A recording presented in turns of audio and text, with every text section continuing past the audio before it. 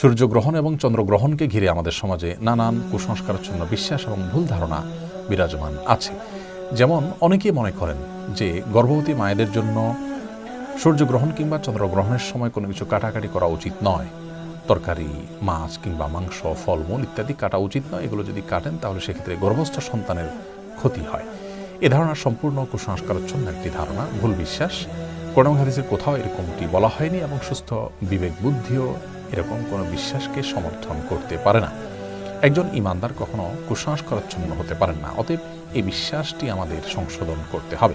সূর্যগ্রহণের সময় অন্য স্বাভাবিক যে কোনো কাজ আমরা করতে পারি, কাটাকাটি ইত্যাদি এগুলো করতে পারি, মা বোনরাও করতে পারেন, গর্ভবতী মায়েরাও করতে পারেন, কোনো অসুবিধা নেই।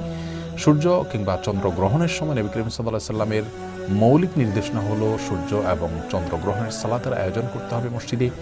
সেই সালাতে আমরা শামিল হব, আদায় করব।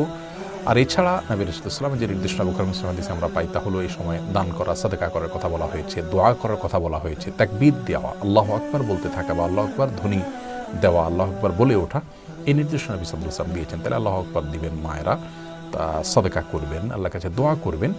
এছাড়া অমুকটা করা যাবে না, তমুকটা করা যাবে না, এরকম কোনো কথা কোরআন হাদিসে বলা হয়নি। মূলত জাহেলি যুগের মানুষরা মনে করত যে বড় কোনো ব্যক্তি, মহান কোনো ব্যক্তি, উল্লেখযোগ্য কোনো ব্যক্তির মৃত্যু কিংবা বড় কোনো অঘটন ঘটলে তার প্রেক্ষিতে সূর্য কিংবা চন্দ্রগ্রহণ হয়ে থাকে। নবী সাল্লাল্লাহু আলাইহি ওয়াসাল্লাম তাদের সে কুসংস্কারাচ্ছন্ন বিশ্বাসকে সংশোধন করেছিলেন। ইসলাম এসেছে মানুষের ভুল এবং কুসংস্কারাচ্ছন্ন বিশ্বাসকে সংশোধন করে বিশুদ্ধ বিশ্বাস যেন মানুষ ধারণ করতে পারে সেজন্য।